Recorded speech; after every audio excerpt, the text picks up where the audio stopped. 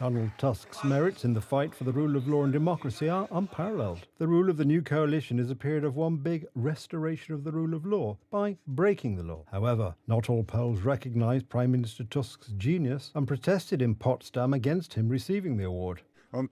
He destroyed this democracy, trampled on it, this constitution, which he even wore on T-shirts. He doesn't care about it at all. I remember the days of communism. I remember my dad objecting, and now Tusk is trying to introduce us to the very same systems that were in place during communism.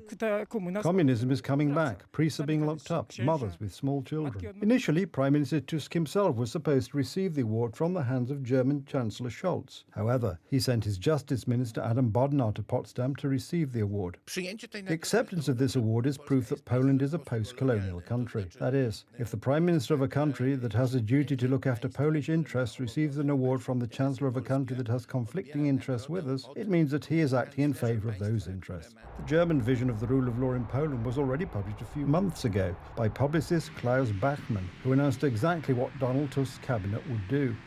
A rather unique experiment is beginning over the Vistula River, which could be a lesson for many other countries. A democratically elected coalition of democratic parties is trying to make the country democratic again using non-democratic methods. Pursuing Germany's plan for Polish democracy is just one of the reasons for the award for Donald Tusk. The current Prime Minister has had financial ties to Germany for more than 30 years. His political formations, from the Liberal Democratic Congress to the Civic Platform, were sponsored by German NGOs affiliated with the CDU. Donald Tusk has repeatedly publicly thanked his German partners. Freedom, transparency, truth, sanity in the fight against authoritarian tendencies, corruption, lies and populism have been preserved largely thanks to the CDU. The Law and Justice government tried to get Germany to pay Poland reparations due for World War II. Donald Tusk, as soon as he became Prime Minister, announced that there would be no reparations. The reparations we demand from the Germans amount to almost $1.5 trillion, which is equal to 10 budgets of Poland. So if Donald Tusk says that these amounts are not due to Poland, then Donald Tusk has done a great service to the Germans. German orders for Civic Platform politicians are nothing new. Donald Tusk already received the Charlemagne Prize from Chancellor Angela Merkel in 2010, and in 2021 Adam Bodnar received an award from the Federal Association of German-Polish Societies. Receiving the award, he compared Poles to animals and Germans to their trainers.